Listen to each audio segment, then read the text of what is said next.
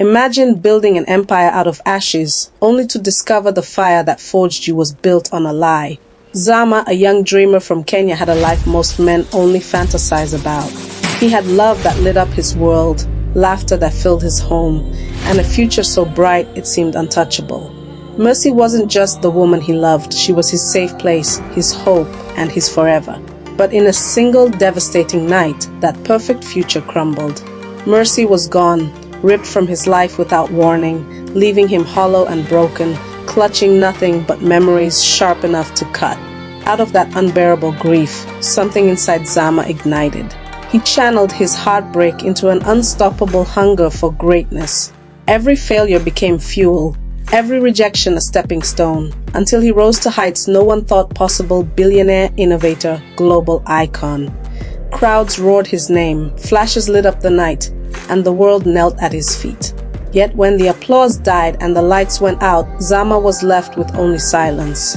Alone in his sprawling mansion, he would stare at Mercy's photograph, a single tear falling as he whispered, "What is the price of success, if the one you built it for isn't here to see it?" The world thought they knew his story, a man who conquered tragedy and turned pain into power. But they didn't know the truth, because Mercy's story wasn't over. And the secret Zama was about to uncover would shatter everything he believed about love, loss, and the very empire he built. Zama grew up in the bustling streets of Nairobi, a young man whose ambitions outgrew the narrow lanes of his neighborhood. He wasn't born with wealth, but he was born with a spark, a burning desire to create something that would outlast him. In his heart, he carried two dreams: to change the world through innovation, and to share his life with Mercy, the woman who had captured his soul. Mercy believed in him when no one else did, often whispering, "One day you'll be a man the world will never forget." Together, they made plans: marriage, children, and a house by Lake Naivasha, where their evenings would be filled with laughter. Life seemed set on a golden path, and Zama believed nothing could ever tear them apart. It was a Friday evening, and Zama had been busy preparing a surprise for Mercy. He planned to propose, with their closest friends waiting at a small restaurant near Westlands. The ring sat in his pocket, heavy with promise. But before the night unfolded, a call came. Mercy had been in an accident on Thika Road. His chest tightened, and the world spun as he rushed out into the storm. The rain fell like knives, slicing through his hope with every drop. At the hospital, the words came cold and final: "We're sorry, she didn't make it." Zama's knees buckled, his tears blending with the rain as he screamed her name into the night. For weeks, Zama lived like a ghost. His room was littered with photographs of Mercy, her laughter replaying in his mind like an echo he couldn't silence. He stopped eating, barely slept, and stared into nothingness, asking questions no one could answer. Friends tried to console him, but their words felt empty. They couldn't understand the void Mercy's absence had created. He had lost not just a lover, but his compass, his anchor, his reason. In his darkest moment, Zama nearly gave up on life itself. But fate had something else planned for him, a message from Mercy, left behind in their last conversation. Scrolling through his phone one sleepless night, Zama stumbled on Mercy's final text. "Promise me you'll keep chasing your dreams no matter what." The words cut deeper than the grief he carried. Mercy had believed in his vision even when he doubted himself. She had been his greatest cheerleader, the one who reminded him that the world needed his ideas. Could he really let that die with her?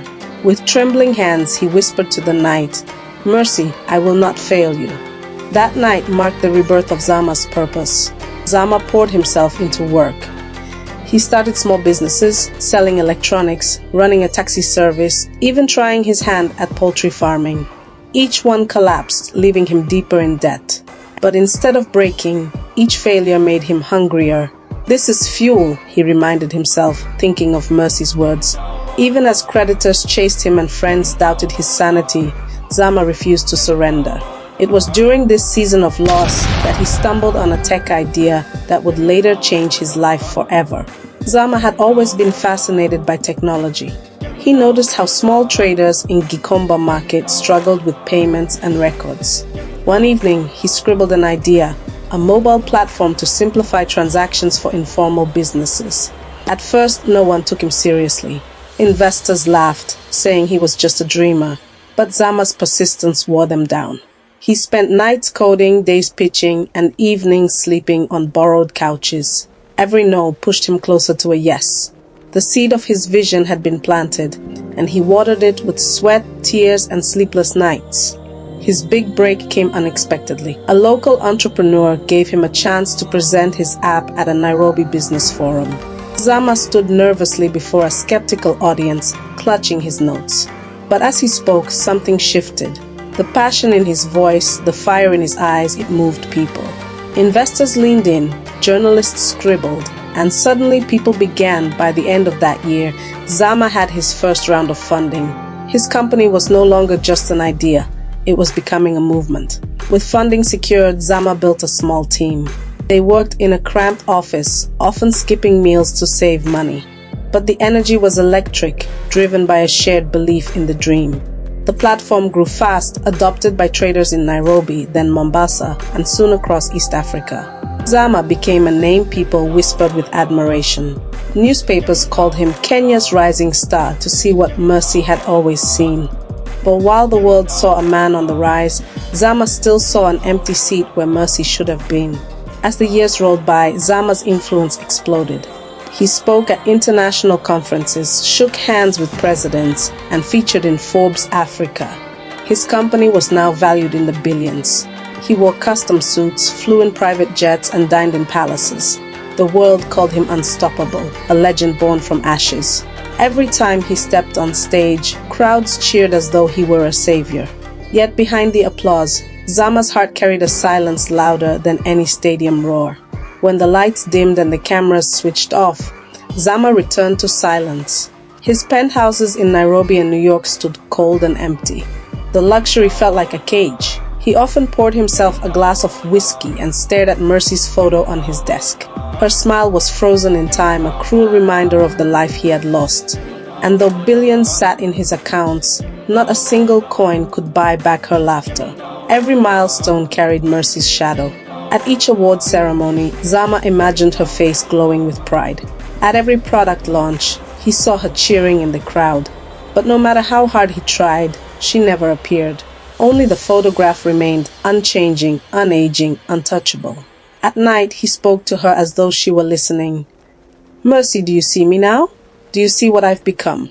Zama's Nairobi mansion was the envy of many. Marble floors, golden chandeliers, and a fleet of cars worth millions. Visitors gasped at the opulence, but Zama barely noticed anymore. One evening, he sat on his leather couch, staring at Mercy's picture. The wealth around him mocked him, whispering that he had everything yet nothing. Tears rolled down his face as he whispered, "Mercy, I built it all for you. But what is the point now? What's the price of success if you can't share it?" The words echoed through his head endlessly. He repeated them in interviews, slipping them between motivational quotes. He said them to young entrepreneurs who looked at him with admiration. But they never understood the weight of his question. The world saw a billionaire, but Zama saw a broken man wrapped in gold. One night, Zama dreamed of Mercy. She was standing at the edge of a lake, smiling, her hand reaching out for his. When he tried to grab it, she vanished into the mist. He woke up with a start, sweating, his chest heavy. The dream felt real, too real. From that night on, he began to feel as though Mercy was trying to tell him something he had missed. One morning, Zama received an email from an old mutual friend of Mercy's. The subject line read, "The truth about that night." His heart raced as he opened it. The message was short but chilling. "Zama, Mercy's death wasn't what you were told. We need to talk." For years he had accepted her death as fact. But now, doubt clawed at him, tearing open wounds he thought had scarred over. Zama met the friend in a quiet cafe in Westlands. With trembling hands, the man revealed that Mercy's accident hadn't killed her immediately. She had survived but was whisked away by her family under mysterious circumstances. "They didn't want you to know," the man whispered. "They thought your ambitions would consume her life. They wanted to protect her." Zama's chest tightened. Could it be true? Had Mercy been alive all this time while he drowned in grief? For the first time in years, Zama felt alive, not with ambition, but with desperate hope. He hired private investigators, combed through records, and traced Mercy's family. Every lead pulled him deeper into a maze of secrets. There were whispers she had moved to South Africa. Others said she had remarried. Nothing was certain. But Zama was determined. If Mercy was alive, he had to find her. At a business summit in Johannesburg, Zama stood on stage delivering a keynote. As the crowd erupted in applause, his eyes caught a familiar face in the audience. For a split second, he froze. The woman looked like Mercy, older, wiser, but unmistakably her. She quickly turned and disappeared into the crowd. Zama's voice faltered, and for the first time in his career, he ended his speech early. That evening, he searched every corner of the hotel until he found her in the lobby. Mercy stood there, alive, breathing, real. Time stopped as their eyes locked. Tears flooded Zama's face as he whispered, "Mercy, you're alive." She nodded, her own eyes brimming with tears. But before he could embrace her, she said words that cut deeper than death. "Zama, I had to leave. I couldn't live in your shadow." Mercy revealed the truth. She had survived the accident, but her family convinced her that Zama's ambition would destroy her peace. She had left quietly, watching from afar as he rose to glory. Zama's world spun. He had built his empire on grief, on the belief that she was gone. Yet here she stood, alive but unreachable in a different way. As he walked away into the night, Zama whispered once more, "What's the price of success if the love you built it for chooses a life without you?" And the world, still cheering his name, never knew that the legend of Zama carried a truth darker than anyone could imagine.